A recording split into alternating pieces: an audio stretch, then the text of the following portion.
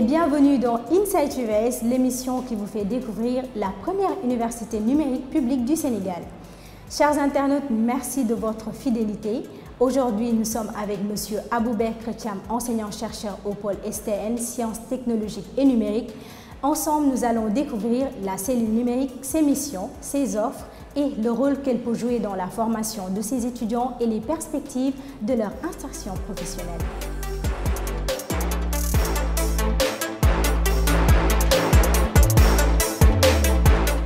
Bonjour Monsieur Thiam.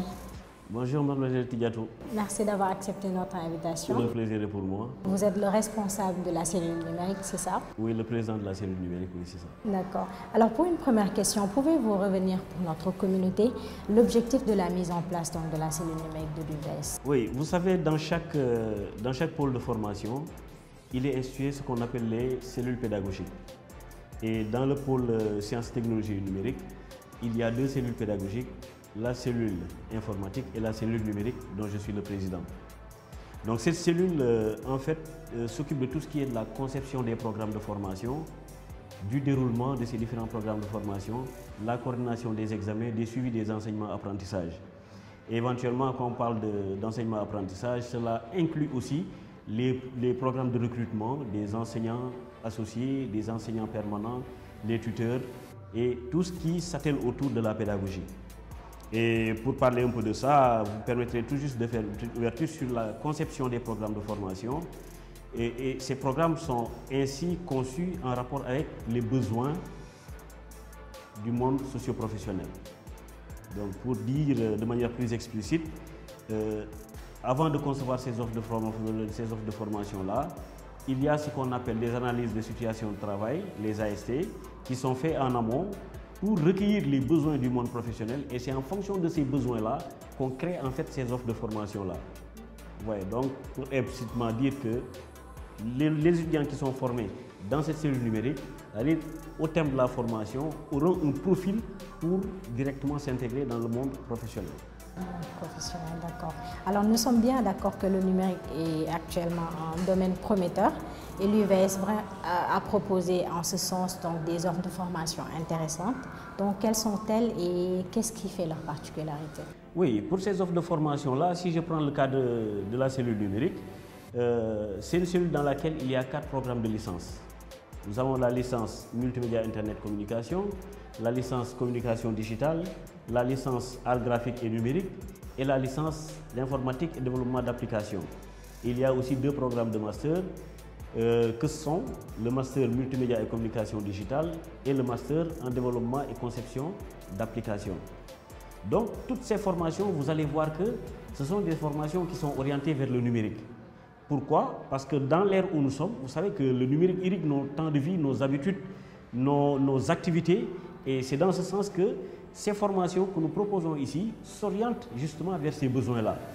Parce que le monde évolue à telle enseigne que cette génération ne doit pas manquer en fait le rendez-vous du 3e millénaire par rapport à ces différents métiers qui naissent, par rapport à ces besoins-là qui sont implicitement ou explicitement tirés en fait de ces contenus de formation dont je viens de citer.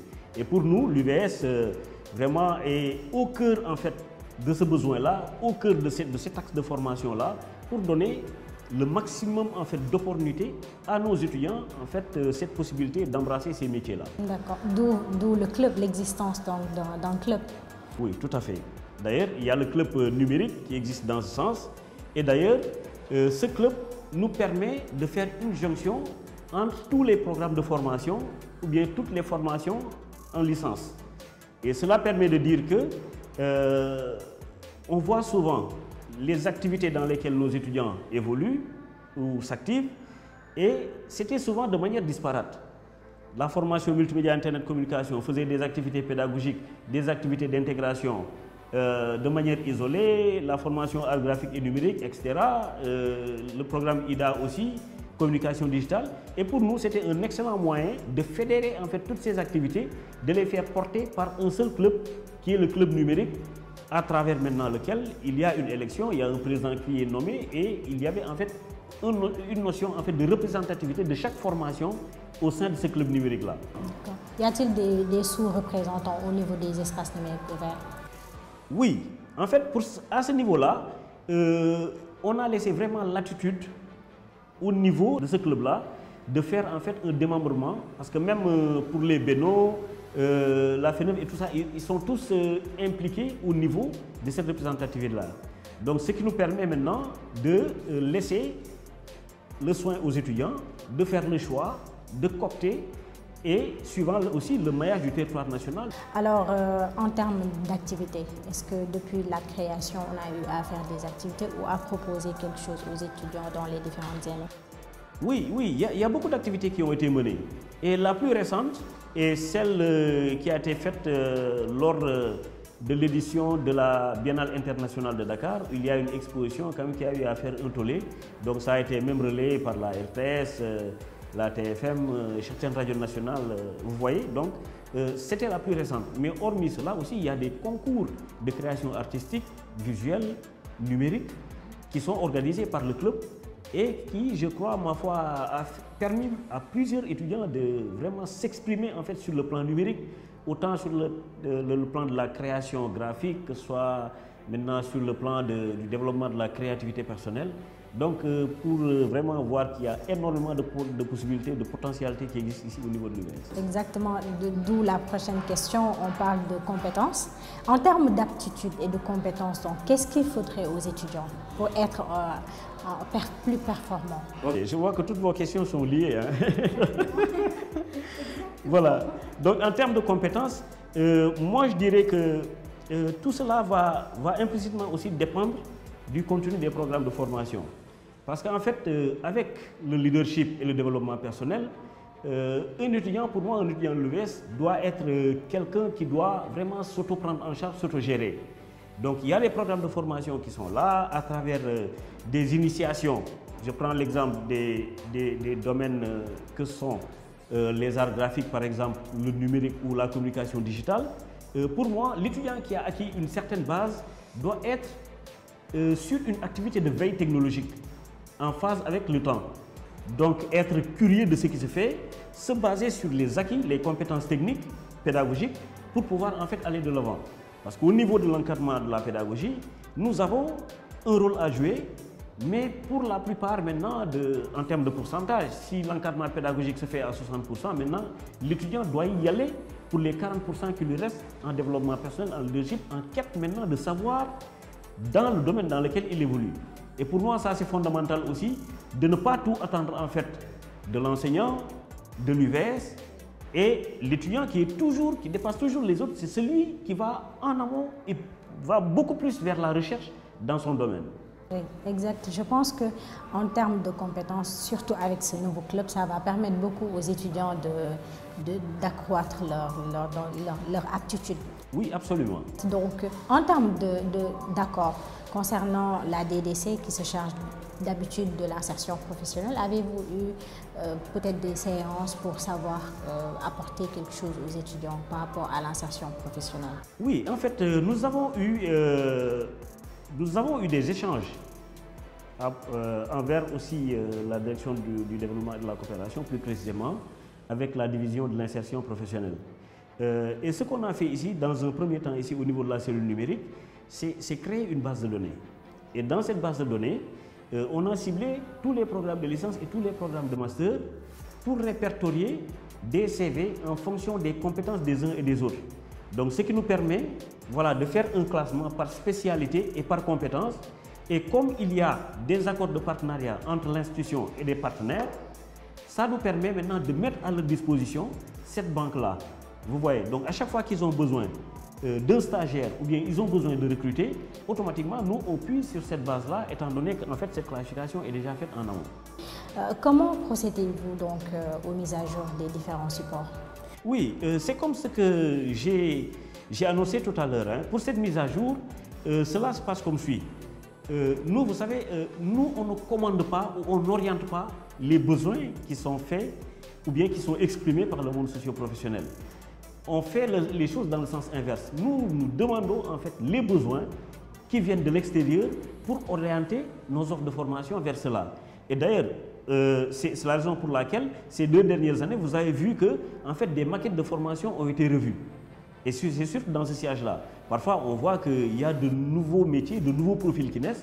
Et pour nous, c'est l'occasion en fait d'ouvrir encore nos formations-là vers ces nouveaux métiers-là pour donner le plus de chances ou d'opportunités à nos étudiants.